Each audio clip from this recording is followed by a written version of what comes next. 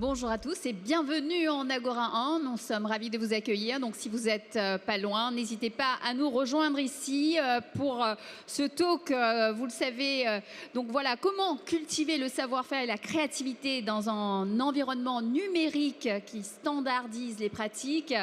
Nous allons approfondir ce sujet ensemble. On va découvrir comment chacun peut développer sa créativité, comment le cerveau mobilise des ressources pour imaginer ce qui n'a pas encore été inventé, quels sont les talents cachés de notre cerveau. Donc des questions essentielles. Si vous êtes curieux, rejoignez-nous tout de suite en Agora 1 et j'ai le plaisir d'accueillir tout de suite sur scène Bernard Anselem, le médecin chercheur en neurosciences cognitives. Merci de l'applaudir.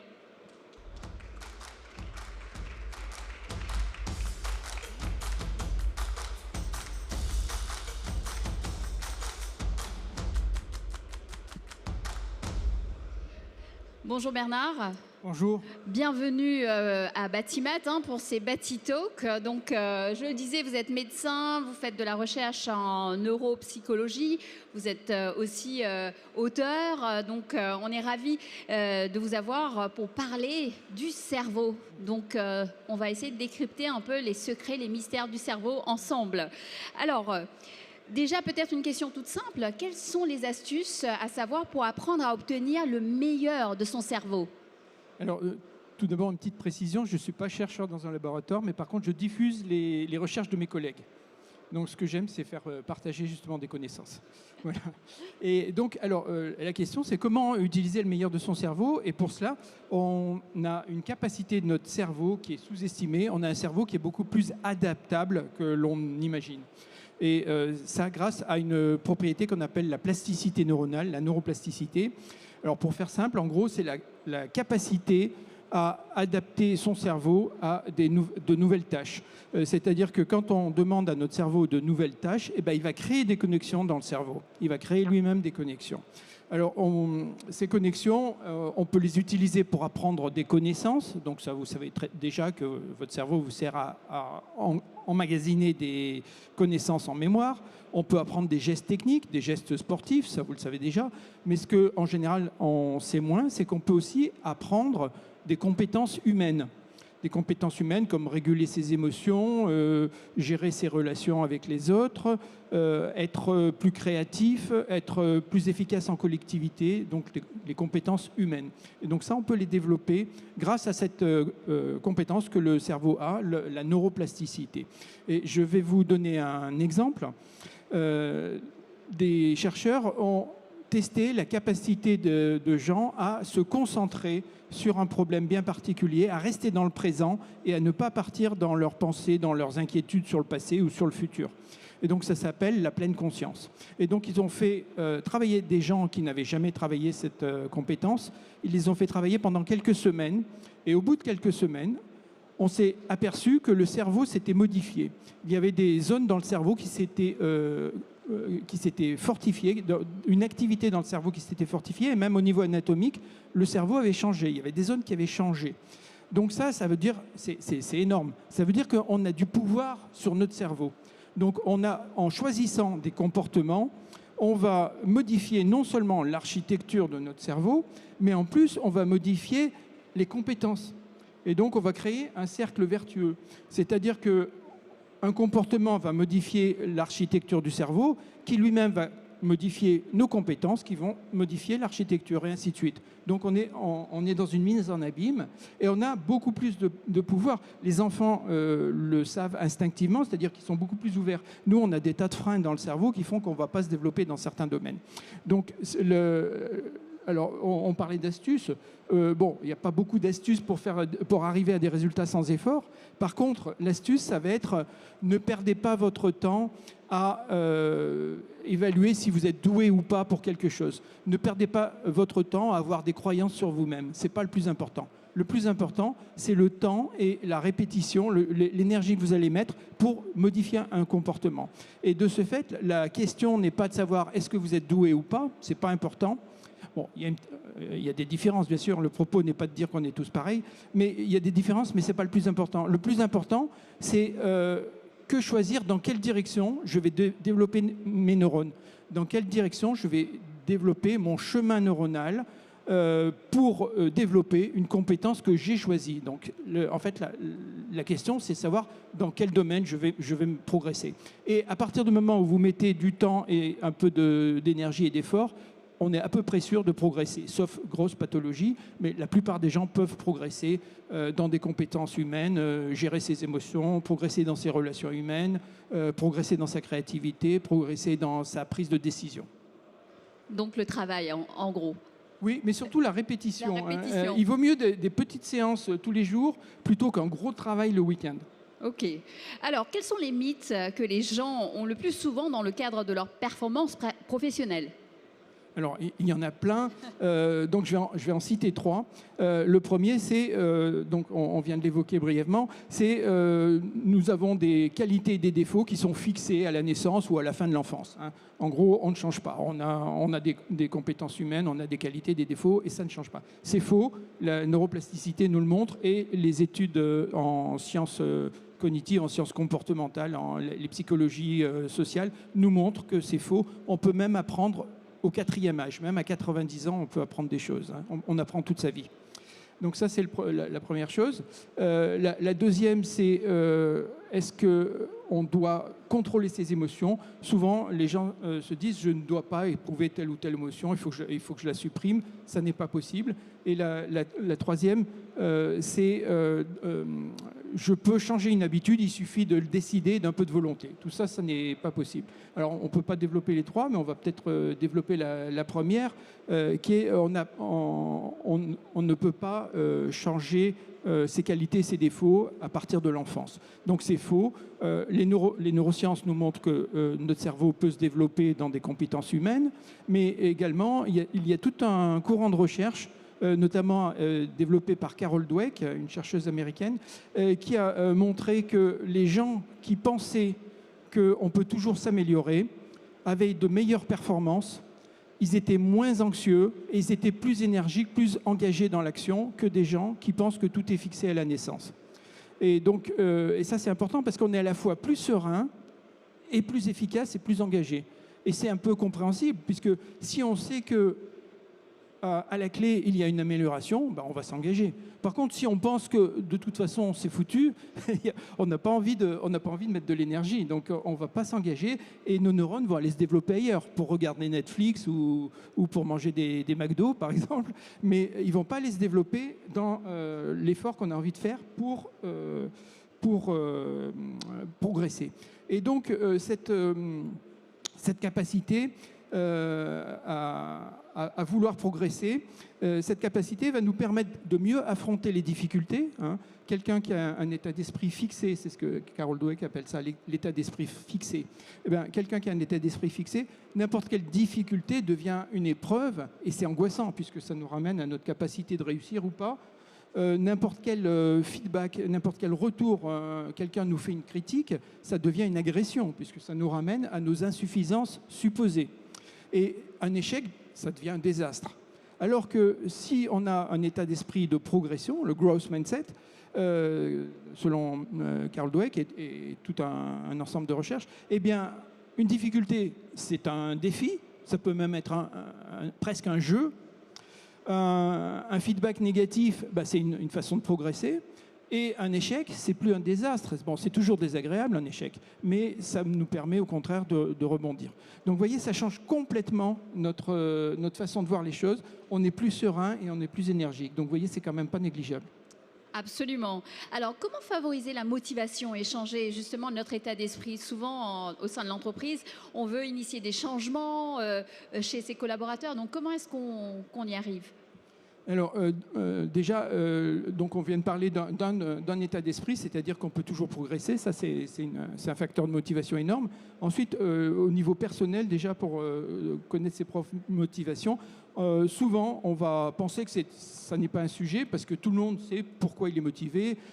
pour gagner sa vie, pour ne pas être viré de son entreprise, pour pouvoir avoir sa paye à la fin du mois. Ça, ce sont des motivations négatives. Donc ça active le circuit de la peur et de l'évitement dans le cerveau. Et puis des motivations positives, c'est-à-dire avoir une vie confortable, avoir une belle maison, pouvoir passer des belles vacances, avoir du temps pour élever ses enfants. Donc tout ça, ce sont des motivations qu'on appelle externes. Alors elles sont très bien, ce sont des motivations qui marchent, mais elles ont un gros défaut, c'est qu'elles ne dépendent pas que de nous, elles dépendent de situations extérieures, et vous savez très bien que l'imprévu est beaucoup plus fréquent que ce qu'on ne pense. En général, la vie, c'est gérer des imprévus. Et donc souvent, on va avoir des frustrations, des déceptions, voire même des conflits, parce que ça dépend aussi des autres. Alors qu'on a tout un autre groupe de motivations dans notre cerveau, qu'on appelle les motivations intrinsèques, c'est-à-dire les motivations internes, qui, elles, vont être indépendantes des situations extérieures. Donc ça, c'est énorme, ça nous permet d'avoir des motivations même en période de difficulté. Et ces motivations, il y a des gens qui les ont étudiées et qui les ont groupées en 3 domaines. L'appartenance, l'affect, appartenir à une famille, à une équipe professionnelle, à une équipe sportive, à un village, une nation. Le deuxième, c'est l'autonomie, se réaliser, faire ce qu'on a envie de faire et le faire en le décidant soi-même. Par exemple, je cite souvent l'exemple de Philippe Croizon, qui est quelqu'un qui est amputé des 2 bras et des 2 jambes et qui traverse les océans à la nage. Donc lui, des difficultés, il en a plus que par-dessous la tête, si j'ose dire. Et pourtant, il arrive à faire des exploits. Eh bien, c'est simplement parce qu'il a cette motivation interne de se réaliser, de vouloir faire quelque chose. Et c'est ce qui le pousse parce que, quelque part, c'est une façon d'échapper à sa situation. Jamie Andriou, avec le même type de handicap, a gravi le Cervin, une paroi verticale de plus de 1000 mètres. Théo Curin aussi. Enfin, il y a plein de gens qui peuvent nous montrer que les difficultés ne sont pas un obstacle à la motivation. Et puis, vous avez un 3e groupe de motivation, c'est progresser en compétences. Progresser en compétences, c'est apprendre, c'est comprendre, c'est explorer le monde, c'est comprendre comment ça marche. Et ça aussi, c'est une motivation qui nous pousse tous. Donc on a ces 3 motivations, l'affect, le savoir et la réalisation. Et donc je les ai résumés en 3 verbes, aimer, faire et comprendre. Et si vous avez quoi aimer, quoi faire et quoi comprendre, qui aimer bien sûr aussi, eh bien vous aurez des motivations qui résistent à l'usure, à la fatigue et aux conditions extérieures.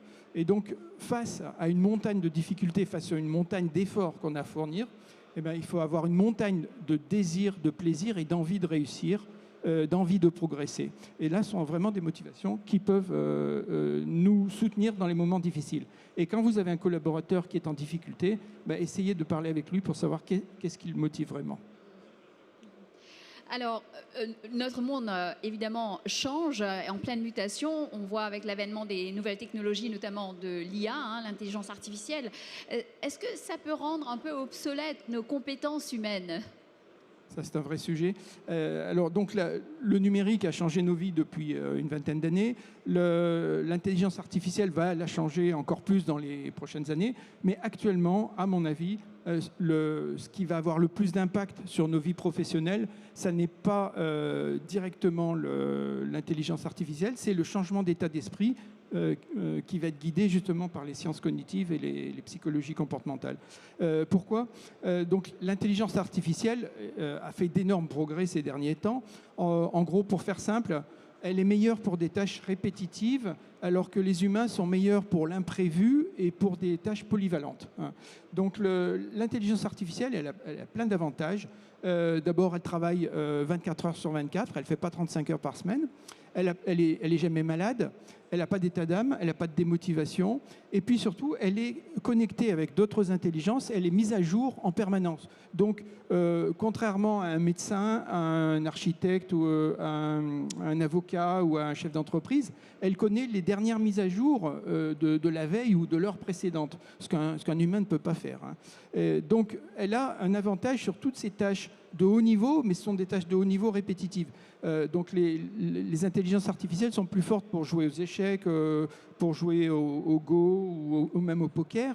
Elles sont plus performantes pour écrire un texte dans le style de l'auteur ou pour faire un tableau dans le style de Van Gogh ou de Monet, par exemple. Donc ça, elles savent très bien faire quand c'est un univers contraint. Ce sont des intelligences de haut niveau, mais dans un univers contraint. Par contre, dès qu'il y a du changement, dès qu'il y a de l'imprévu, et on sait très bien que l'imprévu, c'est la règle, eh bien là, elles vont être dépassées. Et dès qu'il faut être polyvalent, c'est-à-dire avoir des compétences dans différents domaines, dans des domaines humains, dans des domaines d'architecture, de droit, des domaines de médecine ou de psychologie. Là, elle ne peut pas, elle va buter sur un élément qui est la puissance de calcul. Un cerveau humain, c'est 86 milliards de neurones, donc beaucoup plus d'humains sur la Terre. C'est pas 86 millions, 86 milliards. Et chaque neurone est connecté environ à 10 000 autres neurones. Ce qui fait qu'à chaque instant, dans votre cerveau, vous avez 1 million de milliards de connexions en permanence. Vous en rendez pas compte, hein, ça fonctionne dans votre cerveau. Et donc, pour l'instant, les intelligences artificielles n'arrivent pas à ce niveau-là. Ou alors, en théorie, elles pourraient y arriver, mais elles dépenseraient tellement d'énergie, il faudrait tellement de volume que ce serait économiquement pas viable actuellement. Alors, est-ce que dans quelques années, les intelligences artificielles vont arriver à ce niveau-là? C'est-à-dire, d'une part, cette capacité de traitement de calcul. Actuellement, les meilleures intelligences artificielles, pour faire moins que notre cerveau, elles demandent des mégawatts. Des mégawatts, ça veut dire autant d'énergie qu'une ville de 10 000 habitants, par exemple. Vous voyez, alors que le cerveau, lui, travaille avec un bout de pain et une pomme. Donc, vous voyez la différence. Hein. Donc, on en est encore loin. Mais ça ne veut pas dire qu'on ne va pas y arriver. Ça, on n'en sait rien pour l'instant. Par contre, il y a un domaine dans lequel il y a vraiment des discussions et certains pensent qu'on ne pourra jamais y arriver. C'est que l'intelligence artificielle n'a pas d'identité. Elle peut mimer les émotions, elle peut reconnaître les émotions sur vos visages, bien mieux que des humains. Par contre, elle ne peut pas avoir, elle ne peut pas ressentir. Et ça, dans nos interactions, on a besoin, quand on va prendre une décision, quand on va interagir avec d'autres personnes, quand on va avoir besoin d'avoir un service ou d'acheter des biens, on a besoin d'avoir un humain en face de soi. Donc on a encore quelques années devant nous. On ne sait pas si un jour l'intelligence artificielle arrivera au niveau du cerveau humain dans ces domaines-là, mais pour l'instant, on a encore quelques années devant nous. C'est pour ça que je pense que pour l'instant, il vaut mieux cultiver ses compétences humaines. Et justement, est-ce que la créativité et la capacité de travailler en équipe, à interagir avec les autres, à œuvrer ensemble pour dépasser les problèmes vont prendre plus de place et deviendront plus importantes dans ce monde qui est bouleversé par toutes ces technologies? Alors ça devient une banalité de dire qu'on est dans un monde instable, incertain et qui va de plus en plus vite, bien entendu. Donc l'information est exponentielle.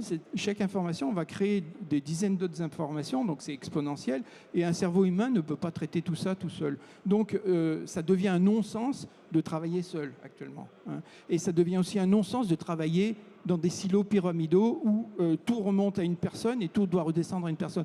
Dans le monde actuel, ça n'est plus envisageable, ça n'est plus possible. Donc on est obligé de travailler en commun, en équipe. Ça devient un impératif. Et pour travailler en commun, justement, il faut développer ses soft skills, ses capacités humaines. Il faut développer des capacités à comprendre l'autre, à travailler de façon efficace avec l'autre. Alors il y a des tas de gens qui se sont penchés sur la question à la fois de façon scientifique dans des universités et d'autres de façon pratique en observant ce qui passait dans leurs entreprises. Et ils sont arrivés à peu près au même résultat. Et notamment Google a fait une énorme étude sur des milliers de ses employés. Donc Google a des milliards de data, hein, bien entendu. Donc c'est une entreprise qui est particulièrement bien placée pour savoir quelles sont les équipes les plus efficaces, quels sont les facteurs d'efficacité en équipe. Et donc, ils se sont rendus compte que la première chose, c'est que ça n'était pas l'intelligence de chaque membre de l'équipe. Hein. Le QI n'était pas un facteur déterminant pour une efficacité collective. Ça n'était pas de savoir de quelle université ils venaient, ni de quel mode de vie ils avaient. Ils pouvaient avoir des modes de vie complètement différents, ils peuvent venir de tas d'endroits différents, de milieux différents. Ça n'est pas quelque chose qui est déterminant. Ce qui était déterminant, c'est quelques points qu'on va détailler maintenant. Le premier, et ça c'est assez surprenant, pour moi ça n'est pas surprenant, mais ça peut être contre-intuitif. Le premier, c'est la capacité à se préoccuper de l'état de l'autre. C'est-à-dire que savoir s'intéresser à l'autre, autrement dit l'empathie. Hein. Est-ce qu'on est capable d'empathie pour l'autre? Eh bien ça, c'est le premier facteur d'efficacité professionnelle, c'est aussi de l'intelligence émotionnelle, c'est-à-dire percevoir les signaux émotionnels de l'autre. Et donc, si on est capable d'avoir cette empathie, ben, ça va être le premier facteur d'efficacité collective. Le deuxième, ça va être la sécurité psychologique. La sécurité psychologique, c'est la possibilité de pouvoir tenter des trucs sans être sanctionné. Et si on est sanctionné parce qu'on a essayé des choses et que ça a marché plus ou moins bien, et bien la fois suivante, on n'essaye plus, on va se protéger. Donc au lieu d'être quelqu'un qui résout les problèmes, on va être quelqu'un qui évite les problèmes. Hein. Au lieu de trouver des solutions, on va éviter les problèmes. Et donc là, il n'y a rien de pire pour la créativité et pour l'efficacité professionnelle. Le troisième point, ça va être la diversité aussi des équipes. Hein. Plus on a des gens qui pensent différemment, plus l'équipe va être efficace. Le quatrième point, ça va être aussi avoir des objectifs clairement établis, savoir pourquoi on travaille, pourquoi on s'engage, et savoir avoir un sens puissant qui nous donne envie de nous dépasser et qui donne envie aux équipes de se dépasser. Donc vous voyez, on a quand même des éléments qui sont quand même assez précis et on sait ce qui fait marcher une équipe par rapport aux équipes qui sont moins performantes. Donc voilà comment le management et comment le leadership va devoir se développer dans les années qui viennent. Alors, vous l'avez dit, hein, Bernard, donc notre créativité, elle évolue hein, tout au long de notre vie. Peut-être quelques astuces indispensables hein, pour la développer. Quels sont les facteurs qui affectent son développement au sein de notre cerveau? Peut-être quelques éléments. La créativité, c'est de pouvoir relier dans notre mémoire des éléments qui n'étaient pas reliés entre eux hein, jusqu'à présent. Donc pour ça, il faut avoir une bibliothèque dans sa mémoire. Et donc plus on a d'expérience, plus on a de connaissances, et plus on aura de bonnes intuitions. L'intuition, c'est quoi? C'est un élément extérieur qui va fournir un indice, qui va aller rechercher un élément stocké en mémoire, et cet élément stocké en mémoire va nous donner la réponse.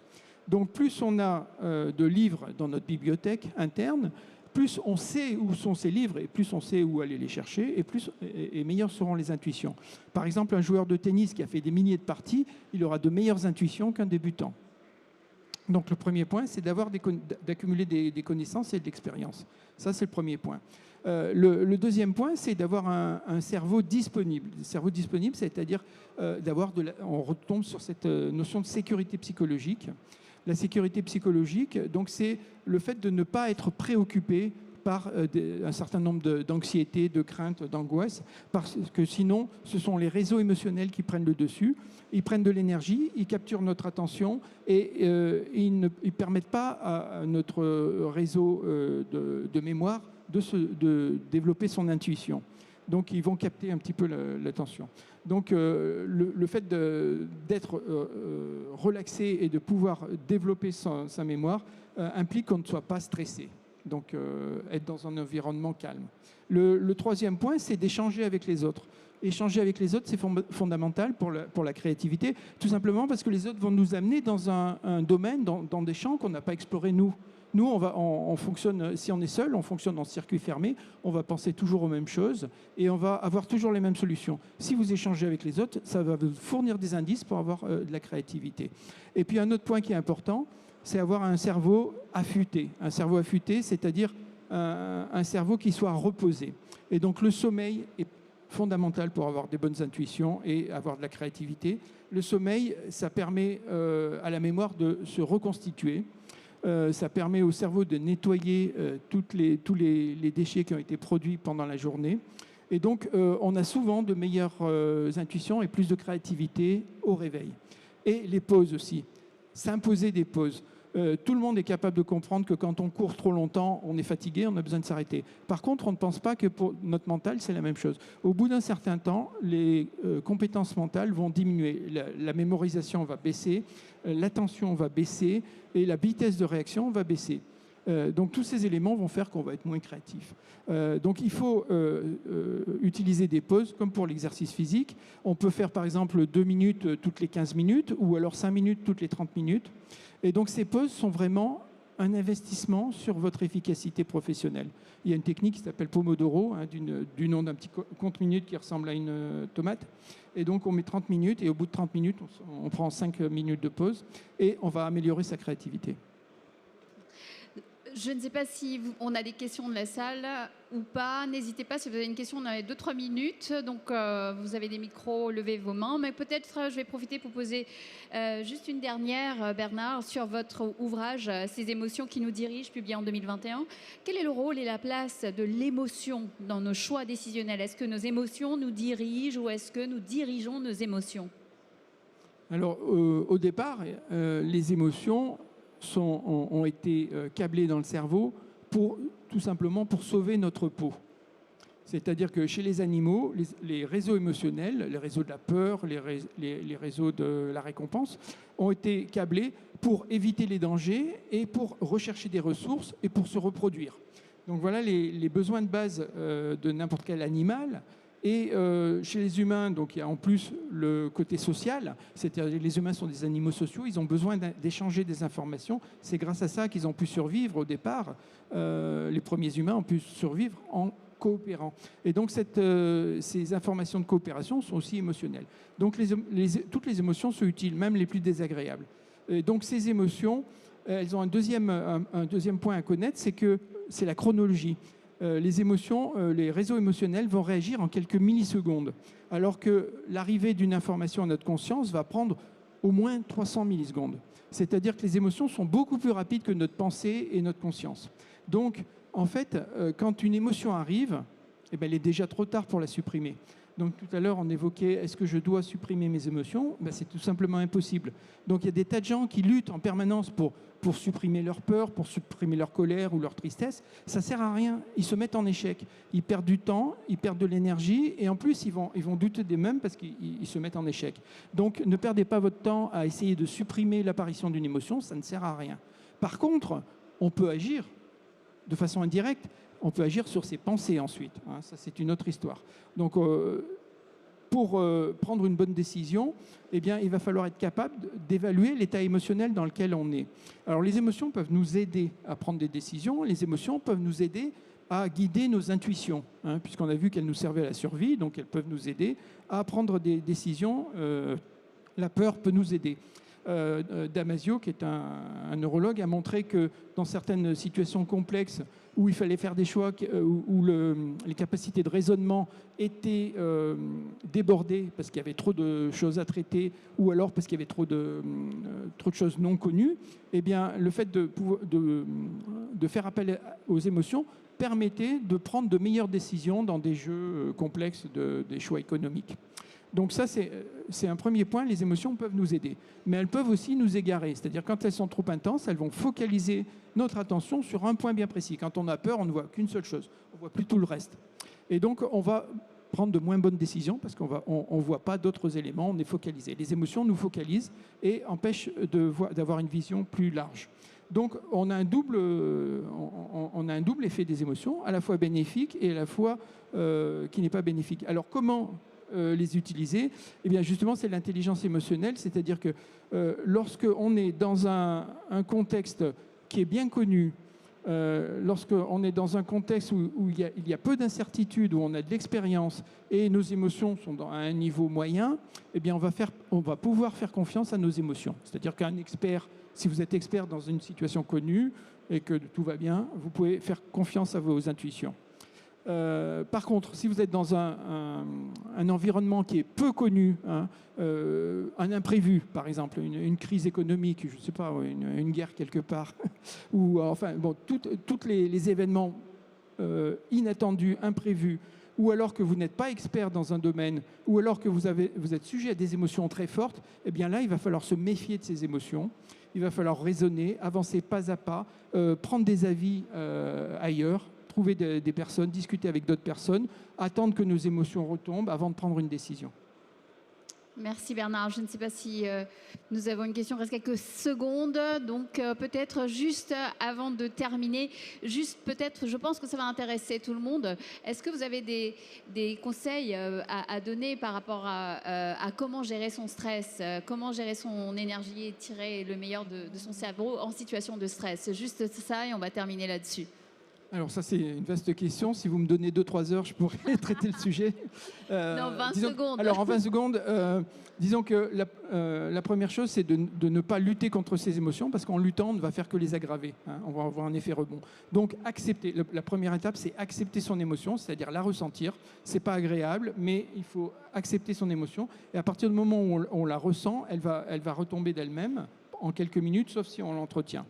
Et ensuite, si l'émotion revient, parce que ça peut arriver, eh bien, il y a des techniques sur le corps, comme par exemple le contrôle respiratoire, l'activité physique, ou alors s'engager dans une action qui va occuper notre attention. Et puis sur le long terme, il y a des techniques pour revenir au présent, comme la pleine conscience dont on parlait tout à l'heure, ou alors la réévaluation, apprendre à voir les choses sous un autre angle. On appelle ça la réévaluation cognitive. Et ça nous permet d'avoir les choses sous un autre angle. Par exemple, sur quoi est-ce que j'ai du pouvoir? Si j'ai du pouvoir sur quelque chose, j'agis. Et sur quoi est-ce que je n'ai pas de pouvoir? Si je n'ai pas de pouvoir sur quelque chose, j'arrête de me faire du souci, puisque de toute façon, je ne peux pas changer les choses. Voilà une façon de voir les choses autrement. Il y en a plein d'autres. Merci, je pense qu'on peut l'applaudir. Bernard Amselem, merci beaucoup. C'était un plaisir d'avoir cette discussion avec vous. Merci. Je vous laisse regagner votre place. Merci à tous. Et nous allons continuer donc nos talks. Donc nous venons de voir que chacun d'entre nous détient les mécanismes pour obtenir le meilleur de soi, notre créativité, notre inventivité, et finalement ce qui nous caractérise, vous le savez, comme des êtres humains. Le génie humain est bien au cœur de nos métiers dans la construction. Est-ce que l'intelligence artificielle va bousculer cela? Quelle place pour les métiers manuels à l'heure du tout numérique? Et pour lancer le débat, j'accueille Wendy McKay et Gabrielle Légeret. Merci de les applaudir. Merci beaucoup.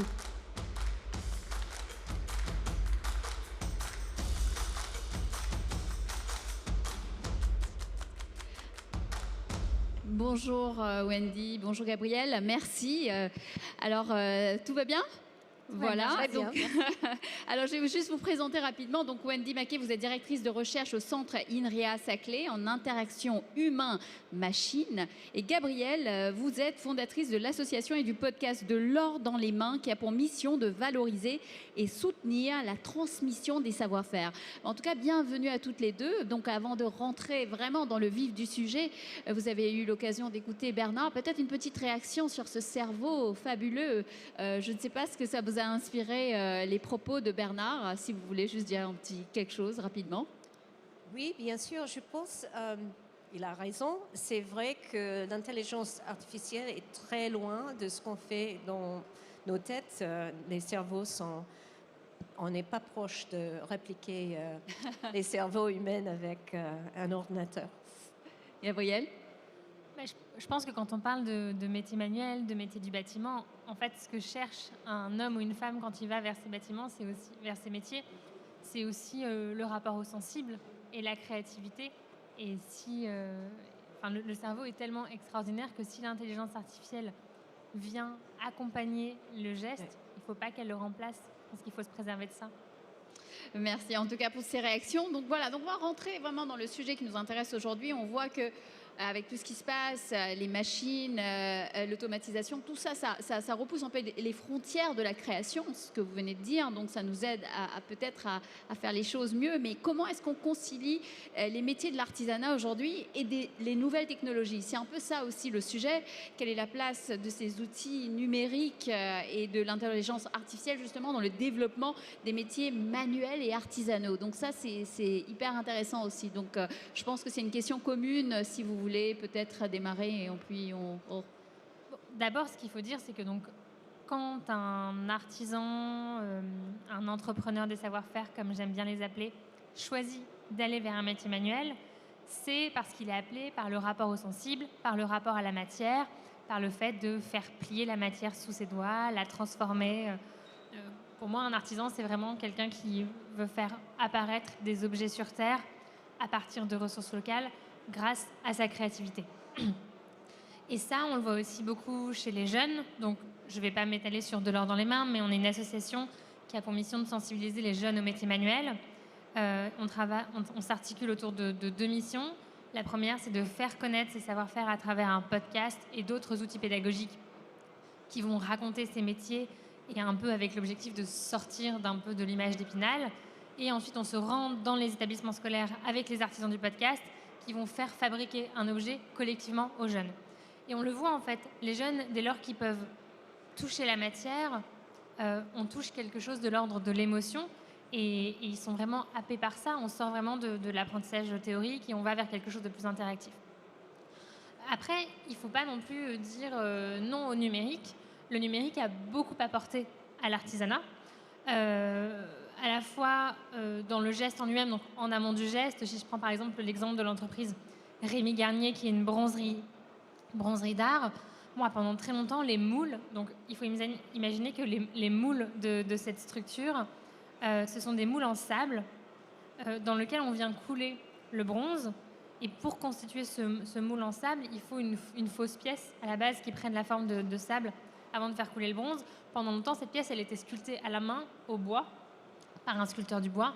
Et c'est très difficile de sculpter quelque chose de très précis avec le bois sans faire... Enfin, on a une marge d'erreur qui est absolument immense. Et dans ce cas-là, il faut tout recommencer.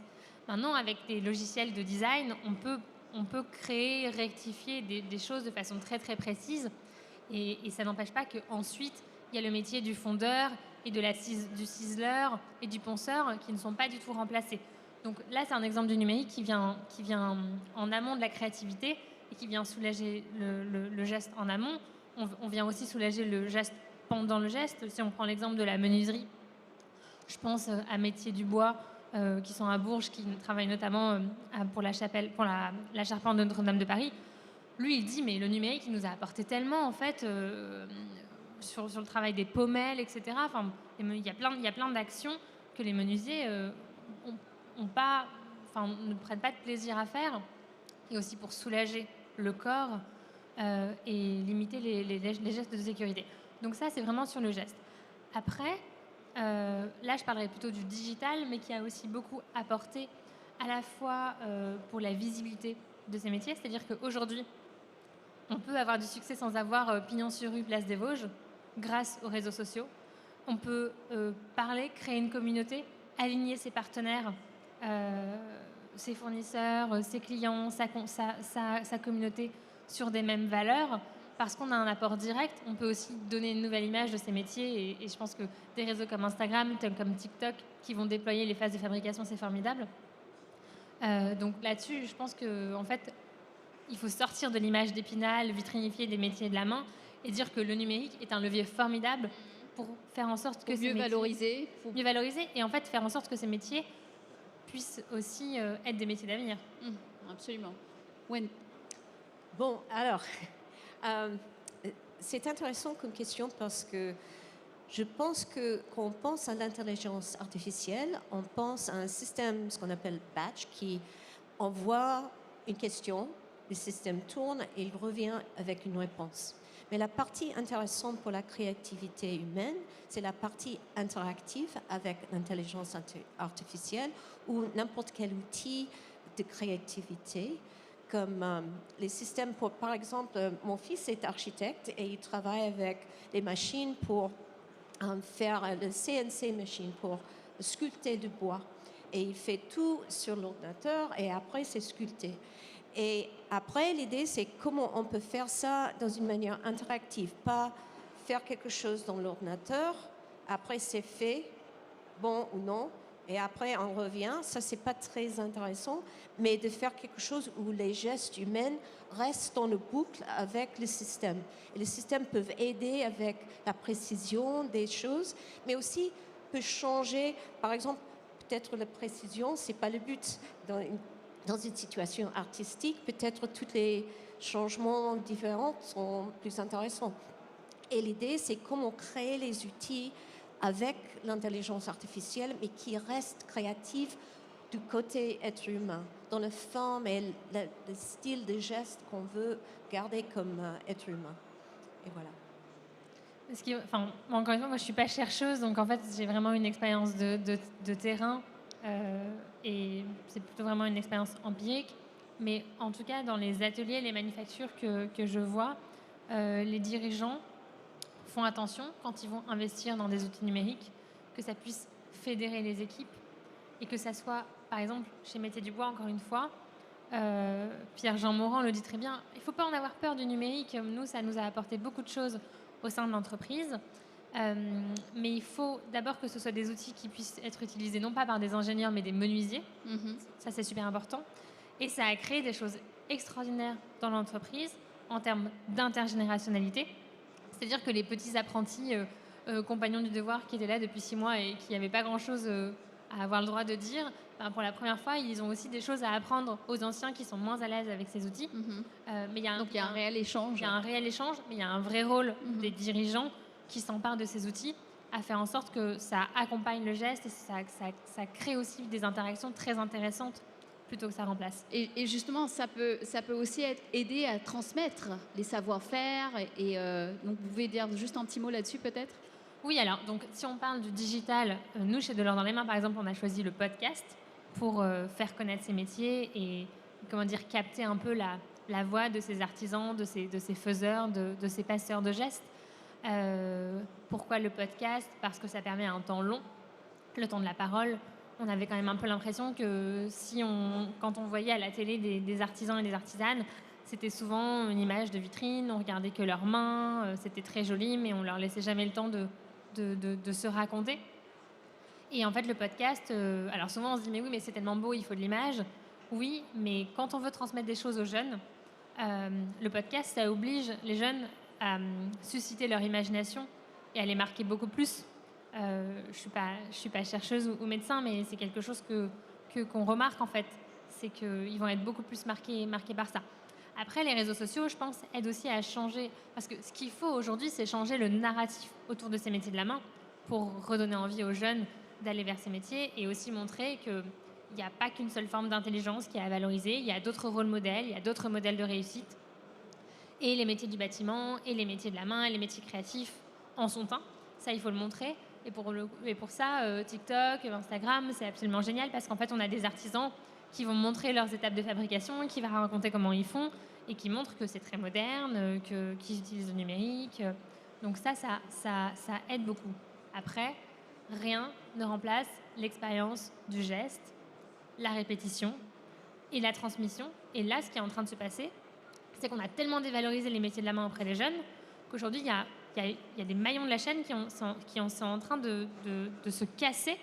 Et si cette chaîne est cassée, on ne pourra plus transmettre ces savoir-faire parce que ça se transmet d'homme à homme. Et je ne crois pas au fait que grâce à des vidéos ou grâce à plein d'outils, on puisse capter le geste et qu'après un jeune puisse regarder la vidéo et le reproduire et devenir artisan comme ça en un claquement de doigts. Ah, c'est pas des tutos, quoi. On est d'accord.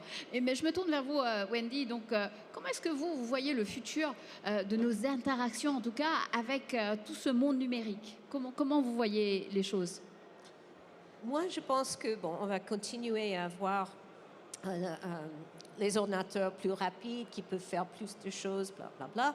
Mais la partie intéressante pour l'avenir, c'est pas un nouveau dispositif ou quelque chose, c'est les nouvelles formes d'interaction avec les systèmes. Et ce que je trouve intéressant maintenant, c'est on est dans un état où on commence à voir ce qu'on appelle un Fab Lab. Ça, c'est un endroit ouvert aux gens où les jeunes et les plus âgés peuvent arriver pour construire plein de choses différentes en tous les matériaux différents et intégrer l'électronique, les capteurs, les activateurs, toutes les choses comme ça. Et on peut commencer dans une manière très simple et au fur et à mesure continuer à construire des choses dans des manières différentes. Et en fait, dans toute notre université, on a toute une série de Fab Labs et il y a des gens qui travaillent, on a des collaborations avec les Fab Labs artistiques et en design qui a comment coudre quelque chose ou construire les vêtements jusqu'à construire des choses en bois, en métal, en papier, en tout. Et je pense que si on peut encourager les enfants et tout le monde d'avoir accès à ce type d'espace et continuer à travailler dans cet environnement, on va garder cet effet physique, interaction physique, et aussi voir l'avantage qu'on peut avoir si on ajoute un peu d'informatique et un peu d'intelligence. Est-ce que vous ne craignez pas qu'il y ait un déséquilibre à un moment, hein, parce que vous étudiez les interactions homme-machine, donc est-ce qu'il n'y a pas un risque de déséquilibre justement au niveau des rôles et des métiers lorsqu'on est dans ce processus de création? Absolument, c'est un gros risque parce que la tendance est de penser qu'il n'y a pas un effet entre un être humain qui travaille avec un système intelligent. Mais dans le long terme, ça peut avoir un gros effet négatif. Alors, le défi, c'est de construire les systèmes intelligents qui augmentent les capacités humaines, pas diminuer les capacités humaines. Je donne un exemple. Si dans mon téléphone, j'ai toute une série de numéros de téléphone, et moi, dans ma tête, j'ai peut-être 3. Il y a 20 ans, j'avais toute une liste, et je peux se souvenir. Et maintenant, je ne peux plus. Bonne idée, mauvaise idée, je ne sais pas, mais j'utilise et je donne cette capacité à mon téléphone. Et quand tout va bien, tout va bien. Si j'ai besoin d'un numéro, maintenant ici, j'ai du mal parce que mon téléphone est là et je ne peux pas. Ça, c'est un exemple où on dit, OK, c'est bon, on est content de donner cette capacité au système. Mais il y a plein de choses. On parle de médecins, on parle d'informatique, les professions où il y a plein d'intelligence artificielle appliquée aux choses. Par exemple, regarder un radiographe, est-ce que c'est un cancer ou non, des choses comme ça. Et le problème, c'est dans le temps, si un médecin est toujours dans une situation où il y a une intelligence artificielle avec la réponse correcte, qui n'est pas toujours correcte, il faut dire, il va faire ce qu'il a fait avec le téléphone portable.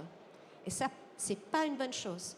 Et pour moi, la différence, c'est qu'il faut réfléchir à l'interaction avec ce type d'intelligence artificielle et vraiment utiliser ça pour créer un partenariat entre l'être humain et le système où on peut profiter de toutes ces capacités de l'ordinateur, faire des choses répétitives et ennuyeuses et tout ça. Bon, bref, mais garder les capacités humaines.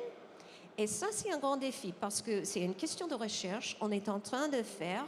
Il y a des choses qu'on sait faire et il y a plein de choses qu'on ne sait pas faire. Et ce qui me fait peur personnellement, c'est qu'il y a plein de systèmes intelligents qui sont mis dans l'environnement sans vraiment réfléchir à ça. Et on a un potentiel énorme et aussi la capacité pour créer une situation catastrophique pour l'expertise dans l'avenir. Et ça, c'est pour cette discipline ici, mais toutes les disciplines où les gens sont intelligents avec un système intelligent. Voilà. Alors justement, vous parliez des gestes, de transmission de gestes, d'utiliser la main pour créer des objets, pour créer des choses. Et là, si on se balade, on regarde un peu, j'en ai vu pas mal, des 3D printers, hein, les impressions 3D, de l'innovation qui permet justement de créer plus de choses, plus facilement, plus rapidement. Est-ce que finalement, toutes ces innovations, ça va nous créer plus de nouveaux métiers ou en faire disparaître ?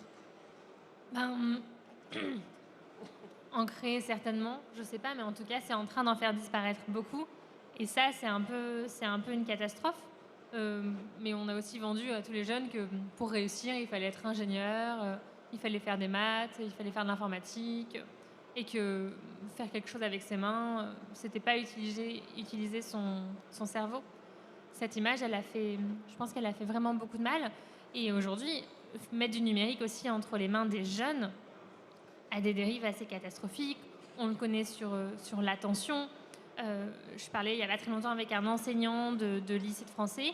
Il me disait, en fait, aujourd'hui, les jeunes, ils regardent tellement tous les mêmes séries que dans les récits d'invention, ils ont tous les mêmes schémas, les mêmes types de personnages, c'est toujours binaire, et ils ont un peu stoppé leur créativité.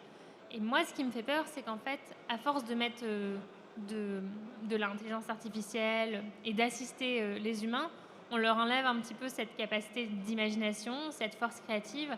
Et je pense que c'est ça qui va abîmer beaucoup de métiers et qui risque de fragiliser de nombreux savoir-faire. Donc, Wendy, vous en pensez qu'il y a un risque de cette substitution de cette main-d'œuvre artisanale avec ces technologies? Je pense qu'il n'y a pas de raison de faire substituer, c'est difficile, parce qu'il a les rôles pour plein de choses différentes. Et on voit, par exemple, quand on regarde à l'université, les gens, on vient de faire un summer school, une école d'été, avec les designers, les étudiants en interaction humaine-machine et les étudiants en intelligence artificielle. Et l'idée, c'est d'avoir 5 personnes pour un hackathon, ça veut dire une période créative pendant 5 jours pour créer un objet qui était créatif, intelligent et interactif, et le mettre dans une galerie à Paris, ce qu'on a fait cet été. Et c'est le 12e année, ce qu'on a fait. Et en fait, ce qui est important, c'est qu'on a créé des groupes, et ça vient aussi avec ce que vous avez dit avant, c'est il faut travailler en groupe. Et ce qui était super important, c'est que les designers avaient cette capacité de travailler avec leurs mains. Les informaticiens peuvent faire le code pour faire quelque chose d'intelligent. Les gens sur l'interaction humain-machine à penser vraiment comment quelqu'un peut arriver dans la galerie et interagir avec le truc et quel est le va-et-vient entre la participant et le système et qu'est-ce que ça veut dire. Et tout ça, c'était une expérience très, très, très importante pour eux pour vraiment apprécier toutes les capacités des autres. C'était clair que pas une personne dans cette situation ne peut pas réussir, c'est impossible. Il n'y a personne avec assez de capacité pour réussir. Mais avec ce groupe, c'était possible et ils ont vraiment trouvé et valorisé les capacités des autres. Et moi, je suis sûre qu'il faut mettre les étudiants, pas dire, ah ouais, il faut juste faire le maths. Si on n'est pas fort en maths et si on ne s'intéresse pas à maths, c'est pas la réponse. La question, c'est comment travailler avec quelqu'un qui est bon en maths et savoir assez pour faire une bonne conversation, mais aussi de donner vos capacités créatives pour réussir ensemble. C'est ça. Oui, c'est vraiment la question de l'intelligence collective. Aujourd'hui, les outils numériques, ils sont là, donc il faut faire avec. Et je le disais tout à l'heure, je pense qu'ils peuvent apporter beaucoup à l'apprentissage et au métier de la main et à notre créativité. Nous, aujourd'hui, on le voit, les jeunes, quand on va dans les écoles, on leur fait faire un objet ensemble, à 5, qui mobilise à chaque fois 3 artisans et donc 3 savoir-faire. Par exemple, maçon, ébénisme, ciselure. Et ça, c'est formidable parce qu'en fait, et les enseignants nous le disent beaucoup, ça permet de révéler le potentiel de jeunes qui ne sont pas forcément très scolaires, j'aime pas trop cette expression, mais en tout cas qui ne se retrouvent pas forcément dans le modèle académique qu'on leur impose et qui chacun apporte leur créativité, leur propre potentiel et qui arrivent à faire des choses extraordinaires. Et puis aujourd'hui, même dans l'apprentissage, en fait, on n'apprend plus comme il y a 20 ans. Ça ne marche plus de mettre des élèves devant un tableau à 30 et d'avoir quelque chose en face-to-face. Maintenant, il y a beaucoup d'outils en interaction, avec le jeu aussi, qui fonctionnent à la fois pour apprendre, mais à la fois pour faire. Vous en avez donné un très bon exemple, Wendy. Je pense qu'il faut s'appuyer là-dessus, il faut être positif, et il faut se dire qu'aujourd'hui, c'est le collectif qui prime, et avec le collectif, on peut aller beaucoup, beaucoup plus loin. Et quels sont selon vous, vous les rencontrez un peu ces artisans, donc du coup dans le cadre de votre podcast, j'imagine, quelles sont selon vous les filières qui dépendent aujourd'hui les plus des nouvelles technologies? Est-ce qu'il y a des filières qui sont plus portées vers ça que d'autres? Alors ça dépend de ce qu'on appelle une nouvelle technologie. Je pense que par exemple, je pense que le monde du textile En fait, je pense que le numérique a transformé nos business models, nos modèles économiques. C'est-à-dire qu'avant, on était dans un monde assez concurrentiel où chacun faisait son schmilblick et avançait. Aujourd'hui, ça ne marche plus comme ça. Aujourd'hui, ça fonctionne en écosystème pour reconstituer des filières, par exemple, mais pour aussi mobiliser des communautés. Je prends par exemple l'exemple de 1083. 1083, c'est une boîte qui a été fondée par Thomas Hurier et son ambition, lui, c'est de reconstruire une filière du jean en France. Et donc de fabriquer des jeans en France, 100% français. Et ça s'appelle 1083 parce que 1083 km, c'est la distance maximale pour traverser le pays. Et son objectif, c'est que le jean ne fasse pas plus de 1083 km. Et en fait, lui, il a vraiment créé un écosystème en alignant ses fournisseurs, ses partenaires, sa communauté sur des mêmes valeurs qui sont la sobriété, le circuit court, le respect de ses salariés. Grâce aux réseaux sociaux, il est hyper transparent sur la façon dont les choses sont fabriquées, ses fournisseurs, on voit ses couturières travailler. Donc il aligne tout le monde. Et en fait, quand il a lancé ça, 1083 existe aujourd'hui grâce au crowdfunding. C'est-à-dire qu'il y a 10 ans, les banques, elles ne pariaient pas du tout sur le Made in France. Mais du coup, il a réussi à prouver aux banques qu'il avait rassemblé une communauté pour de la précommande. Et aujourd'hui, cette boîte a racheté plusieurs ateliers de tissage à Romans-sur-Isère, dans les Vosges, pour vraiment reconstruire une filière de jeans. Donc en fait, je pense que les nouvelles technologies apportent plus... En fait, c'est plus le digital que l'intelligence artificielle, dans ce que je vois en tout cas, qui apporte quelque chose au métier de la main. Après, quand on va dans des choses un peu plus industrielles, ce que moi je ne fais pas, je pense que là, la commande numérique, en fait, va vraiment épauler et complètement est en train de bouleverser pas mal de domaines, notamment, je pense, dans le monde du bâtiment. Et dans certains cas, est-ce que ça peut stimuler leur créativité, Wendy? Excusez-moi, besoin d'eau. Est-ce qu'on peut ramener, si je peux demander à quelqu'un, Salma, est-ce que tu peux ramener un verre d'eau? Non, restez Wendy, on vous ramène ça. Ok, merci. Non, Merci. Juste, j'ai quelque chose c'est là. On est entre nous, tout va bien. C'est comme si on était dans le salon, tout va bien. Alors, excuse-moi, refaire la question parce que c'était Non, mais justement, je diversion, me disais, est-ce que ça peut aider justement à stimuler un peu plus la créativité, l'utilisation de ces outils, de ces technologies? Absolument. Ah, merci beaucoup.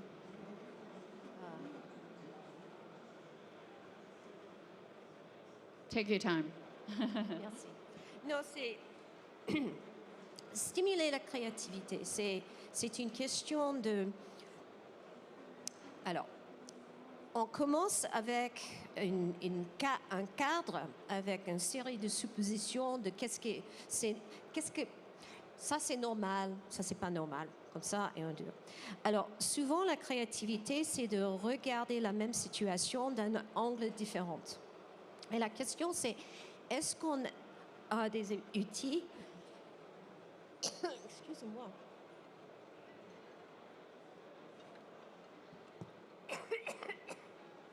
J'ai quelque chose caché dans le gorge. Ça va? Oui, ça va bien.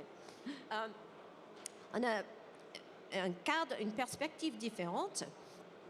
Et la question, c'est est-ce que les systèmes vont aider les gens à trouver les angles différents, les perspectives différentes?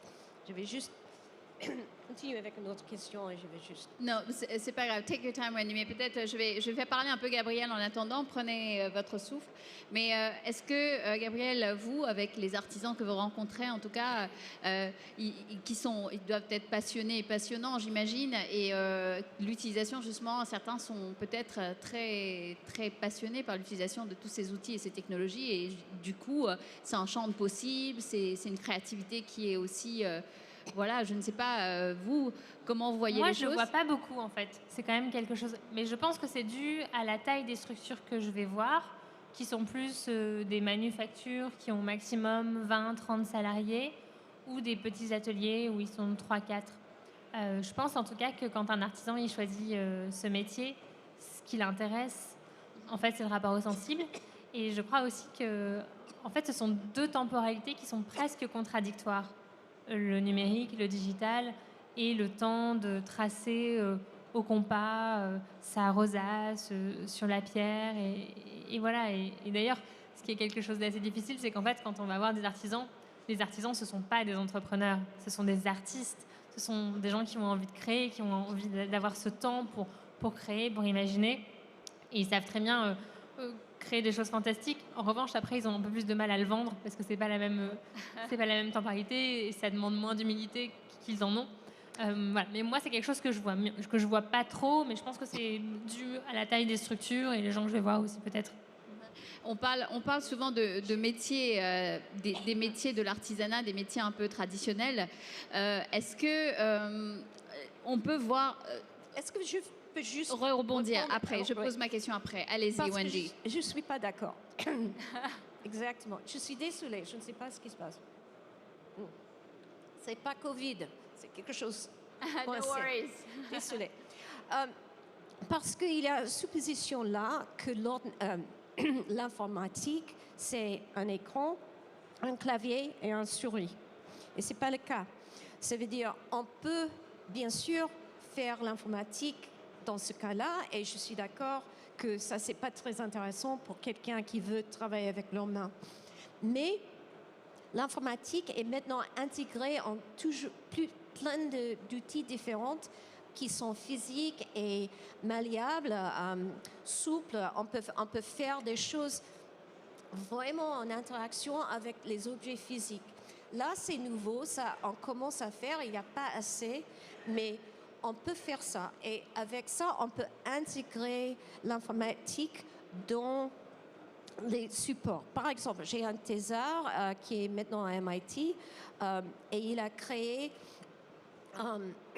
ce qu'on appelle, comment on dit en français, stretchable, Étirable. étirable électronique. Alors, on peut imprimer l'électronique dans le silicone. Soft matter, c'est quelque chose de souple. De souple, exactement. On peut le porter, on peut le mettre. Il a fait aussi spray electronics. Alors, on peut faire Vaporiser. l'électronique dans le mur et créer des choses interactives avec ça. Wow. Alors, l'idée, c'est qu'on peut intégrer l'électronique et l'informatique dans les objets dans une manière vraiment souple et délicate ou intéressant. On peut faire des choses. Et c'est pour quelqu'un qui est un artisan, c'est important qu'ils ont l'accès à ce type d'informatique et pas penser que c'est juste un écran et un clavier, parce que c'est pas informatique et numérique. C'est pas. Non, mais je suis d'accord. Je me suis mal exprimée. D'ailleurs, en fait, quand je pensais à cette contradiction de temporalité, je pensais peut-être plus au digital qui va très vite, que les réseaux sociaux vont très vite. J'imagine qu'aujourd'hui, ce sont des outils qui sont encore un peu chers pour être accessibles à des petits artisans. En revanche, quand vous parlez de juste l'ordinateur et la souris, on peut quand même beaucoup créer aussi. Je pense à un vitrailliste avec qui on a travaillé, Pascal Rieux, qui est à Tours. Et lui, il était graphiste avant. Il a changé de travail. Et en fait, lui, il dessine tout à l'ordinateur pour proposer à ses clients, pour modifier. Et après, il va découper le verre à la main. Donc non, je suis assez alignée. Juste pour dire, le truc qu'il a fait, c'est avec screen printing. On peut faire, c'est bon marché. C'est pas. Après, il y a des technos qui sont en open source aussi, qui sont accessibles à tous. Donc, bon, évidemment, il y a des choses qui coûtent cher, certainement, mais je pense qu'il y a aussi un accès à certains outils. De possibilités entre pas cher du tout et des choses très chères, mais c'est pour communiquer aux gens que l'ordinateur, l'informatique, c'est pas un ordinateur, c'est quelque chose qu'on peut intégrer dans plusieurs moyens et on peut le mettre dans le bois, dans le métal, dans le silicone, dans le papier. Et on peut vraiment continuer à faire des choses très intéressantes et on a besoin des artisans pour faire ça. Parce que les informaticiens purs et durs, normalement, c'est pas fort à ça. Alors c'est vraiment... Après, je pense que ce qu'il faut dire aussi, c'est que la génération des artisans aujourd'hui, elle a plus de 50 ans. Donc c'est des gens qui ne sont pas nés avec... Enfin, ils sont nés avec l'informatique, mais pas avec celui qu'on a. Pour autant, je pense qu'on peut mettre beaucoup d'espoir sur la génération d'artisans qui est en train d'arriver, s'il y en a une, qui, elle, est née vraiment avec des téléphones dans les mains et qui vont pouvoir s'emparer de ces outils avec beaucoup plus de facilité. Oui. Et on parlait de nouveaux métiers, de nouveaux matériaux. Donc, je ne peux pas m'empêcher de vous poser cette question, hein. Là, depuis 4 jours, on parle pas mal de décarbonation, de climat, de sobriété. Donc, à l'heure du réchauffement climatique, aujourd'hui, comment est-ce que l'innovation, elle permet d'enrichir notre créativité, notre imagination? Et là, je parle de l'artisanat. Et je me dis, comment est-ce que les outils, justement, technologiques, Wendy, peuvent-ils accélérer, justement, cette transition écologique par la création de solutions modernes, de matériaux innovants? Est-ce que ça, c'est aussi des choses, je pense que c'est une question qui s'adresse à toutes les deux. Et je pense que ce sera presque la dernière question. Bah, je dirais d'abord dans le recyclage de matériaux, en amont et en aval, c'est-à-dire quand l'artisan il va sourcer ses matériaux, il va essayer de, par exemple si c'est du bronze, de refondre des choses qu'il va récupérer. Et en aval, par exemple quand on est une manufacture de céramique, il y a beaucoup de restes, mais ça va être récupéré par le monde du bâtiment qui va en faire des surfaces phosphorescentes par terre. Je pense que ça, sur les matériaux, c'est un premier point. Et aujourd'hui, on invente plein de nouveaux matériaux. Moi, je vais pas m'avancer là-dessus parce que je vais quand même voir plutôt des savoir-faire un peu ancestraux. Mais oui, j'imagine qu'il y a plein de choses.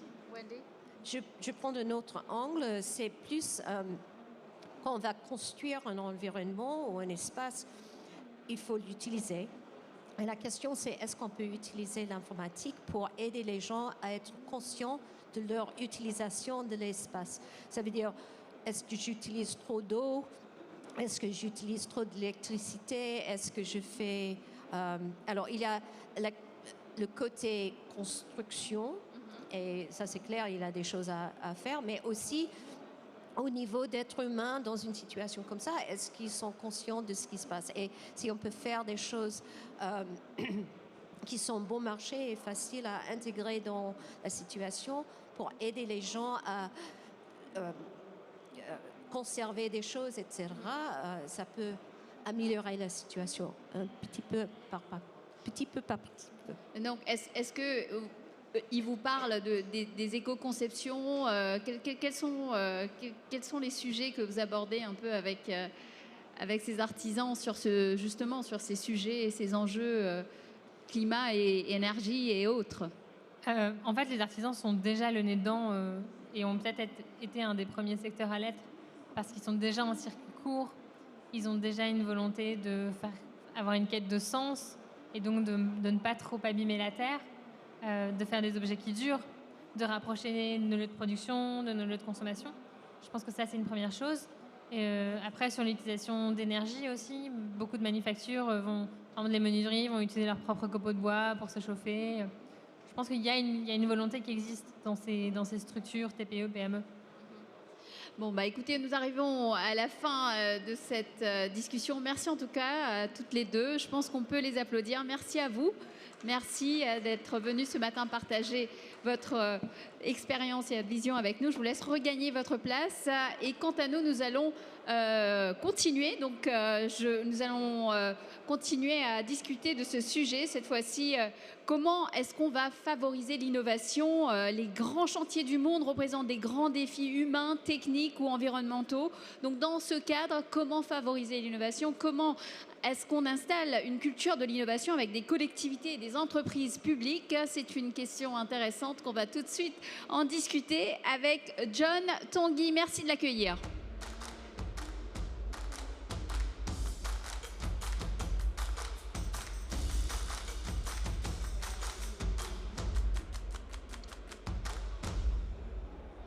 Bonjour John. On va voir si ça marche. Normalement, prenez le temps. Ah, c'est mieux. Ouais, voilà. Normalement, le temps de l'ouvrir. Alors, John, vous êtes le directeur de la stratégie de l'environnement et de l'innovation à Société du Grand Paris. Le Grand Paris Express est un des plus grands chantiers d'Europe. Peut-être avant de vous poser la question, peut-être expliquez-nous un mot rapide sur le Grand Paris Express et ce grand chantier dont tout le monde parle en ce moment. Oui, donc bonjour à tous.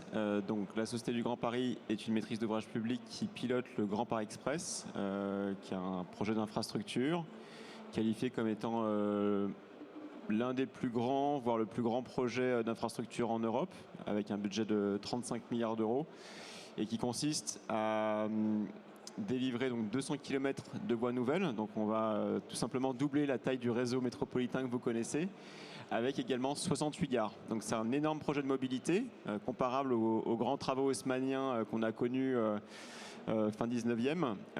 Et ça va consister, pour le dire très simplement, à doubler finalement la taille du Paris qu'on connaît aujourd'hui, puisqu'avec 140 km de réseau, ou plutôt de territoires nouveaux, réaménagés, c'est effectivement le Grand Paris qui prend forme.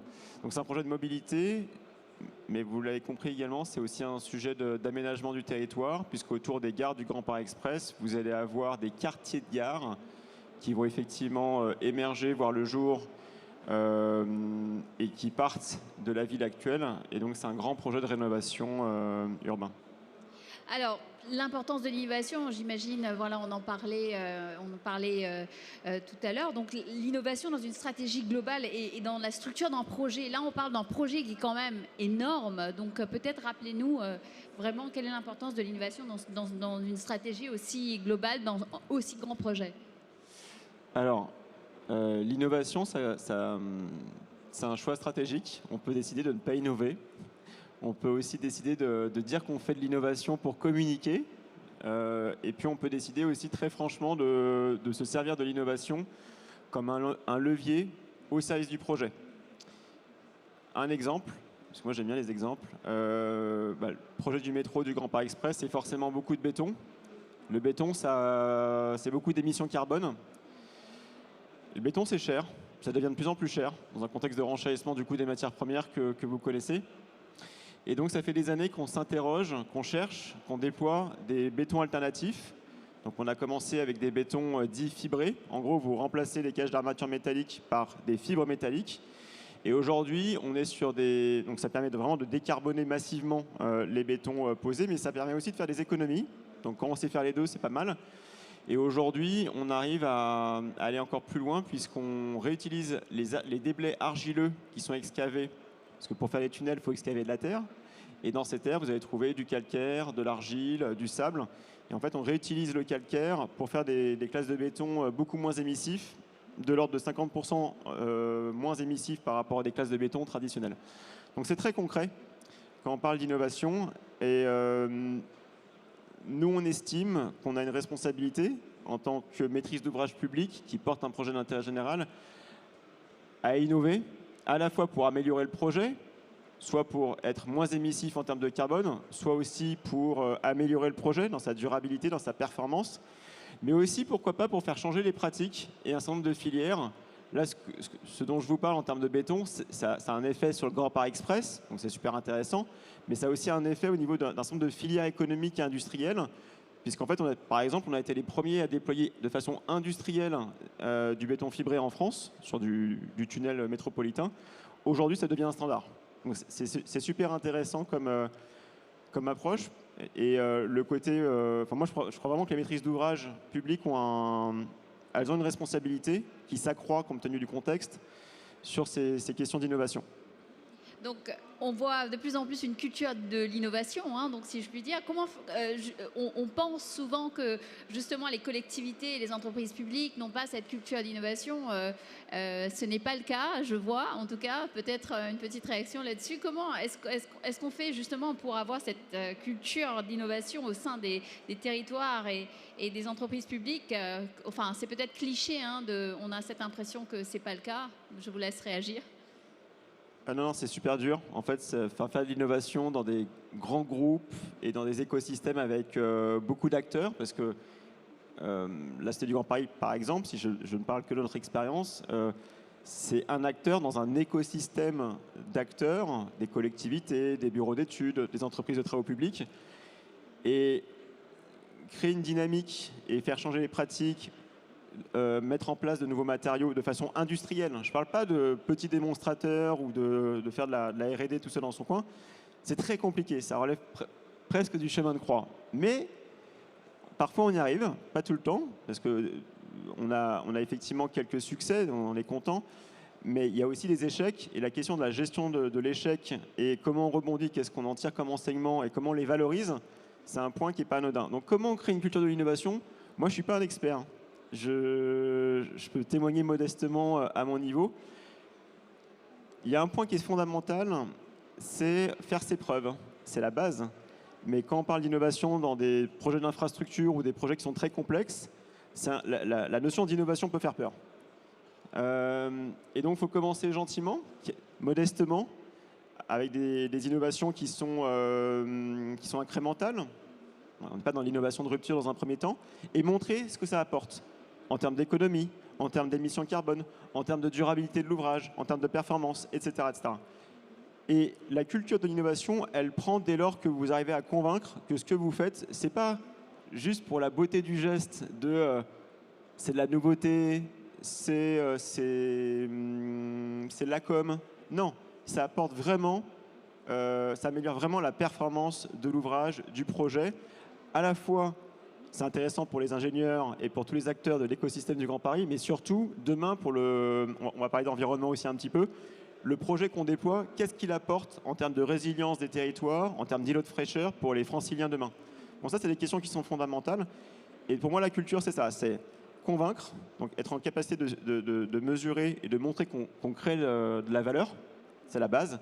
La deuxième chose, c'est être courageux, parce qu'on va prendre du risque. Donc, qui prend ce risque? Un chef de projet qui est tout seul et qui n'est pas backé, protégé par ses dirigeants, il ne prendra pas ce risque seul. Donc il y a une vraie question de la protection de l'innovation et de la prise de risque, qui est un vrai sujet culturel sur lequel on n'a pas totalement abouti dans certains environnements, parfois un peu, qui ont leur sensibilité particulière et leur histoire. La troisième dimension que je vois comme ça, c'est la dimension industrielle.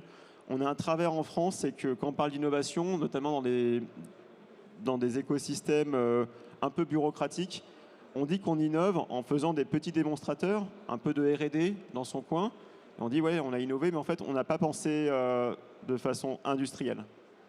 Si je reprends l'exemple des bétons que j'évoquais précédemment, oui, ça a commencé par de l'approche test and learn, comme on dit en bon français. Mais qu'est-ce qui nous intéressait à la fin, c'est qu'on le déploie de façon industrielle. Ce n'était pas de faire un peu de R&D tout seul dans notre coin. Et je pense que ce qui est fondamental dans la culture de l'innovation dans des grands groupes, c'est de penser industriel, transformation, grande échelle. Et pas, je vais faire un petit démonstrateur tout seul dans mon coin pour montrer que ça marche. Et voilà, pour moi, c'est vraiment fondamental. Et justement, la dimension environnementale, est-ce que les innovations ont toujours un lien aujourd'hui, en tout cas, on parle beaucoup justement de décarbonation, de nouveaux types de matériaux et d'innover dans ce sens. Et cette dimension environnementale, est-ce qu'elle est justement significative dans la mise en œuvre des stratégies d'innovation dans ces grands projets? Oui, je vais venir. Je me rends compte que j'ai juste oublié un point qui me paraît aussi fondamental dans la culture de l'innovation et facteur clé pour que ça marche. Je vais être très rapide, pardon. On s'attache beaucoup aux aspects techniques, à démontrer qu'une innovation, ça crée de la valeur, mais en fait, on oublie que derrière tout ça, il y a plein d'acteurs qui ont des intérêts particuliers. L'intérêt d'une maîtrise d'ouvrage à un instant T n'est pas forcément le même intérêt d'un bureau d'études compte tenu d'une réalité contractuelle donnée. Et ce qui est super important pour moi pour que ça marche, au-delà de l'intérêt technique d'une innovation, c'est, comme le disait le patron d'une grande ingénierie que j'ai vu la semaine dernière, c'est de réussir à faire aligner les planètes. Ça paraît simple, dit comme ça, mais plutôt que de passer 90% de son temps à tester et à montrer que voilà, j'ai fait un truc, c'est super, ça a marché, ça crée de la valeur, il faut presque renverser le temps qu'on alloue sur les projets et dédier plus de temps à l'alignement des acteurs sur une proposition de valeur donnée. Et la conduite de changement, le onboarding, toujours en bon français, pour moi, c'est vraiment fondamental. Et on l'oublie un peu trop souvent. Sur les questions environnementales, ça devient, comme j'entends partout, le sujet. On a un programme d'innovation avec des centaines de projets, avec derrière des chefs de projet qui sont investis. On a décidé, il y a 2 ans, de mettre l'essentiel de nos forces, de notre argent, sur des questions de décarbonation, sur des questions de résilience. Le sujet là, des bétons faits à base d'argile, il répond à cette préoccupation. Comment on pose moins de béton et quand on en pose des bétons qui sont moins émissifs? C'est pas évident. Ça demande effectivement de convaincre beaucoup d'acteurs. On a mis en place une ligne budgétaire dédiée aux innovations environnementales pour protéger l'émergence de sujets au service de l'environnement. On s'interroge sur comment être moins mauvais dans nos émissions en phase de conception-construction. On a pris des engagements, on a décidé l'année dernière de décarboner de 25% la phase de conception-construction du projet Grand Paris Express. Ça veut dire aller gagner 1 million de tonnes équivalent CO2. Donc une tonne équivalent CO2 pour tout le monde, c'est en gros un aller-retour Paris-New York. Voilà. Et donc l'idée, c'est d'aller gratter le plus possible pour être meilleur dans cette phase-là. Au-delà de ça, j'aurais peut-être dû le rappeler, le Grand Paris Express, c'est un projet de métro automatique qui a vocation à réduire la mobilité individuelle, peut-être repartir de cette base-là. Donc nous, le projet qu'on fait, c'est aussi au service de l'environnement. Donc c'est moins de bagnoles, pardon pour mon langage fleuri, mais c'est aussi des quartiers de gare avec des projets immobiliers beaucoup moins émissifs. On pâtit d'un certain nombre de programmes immobiliers encore existants sur le bassin francilien qui sont des passoires énergétiques. Donc l'objectif du Grand Paris, c'est aussi ça. Hein. Mais on ne va pas s'arrêter là. Donc voilà, les engagements qu'on a pris, c'est ça, c'est décarboner le projet, c'est favoriser l'émergence de projets d'expérimentation dédiés à l'innovation environnementale. On a fait un appel à projet il y a 6 mois et on a 10 projets qui ont été incubés. On fait également beaucoup de choses avec nos partenaires du Grand Paris. Et ce qui nous intéresse, compte tenu des sujets en matière de... Alors c'est un peu les buzzwords du moment, hein, la sobriété énergétique, les sujets de résilience, mais comment nous, ça nous interroge et comment le Grand Paris Express est aussi un élément de réponse à la résilience des territoires du Grand Paris. Enfin là, on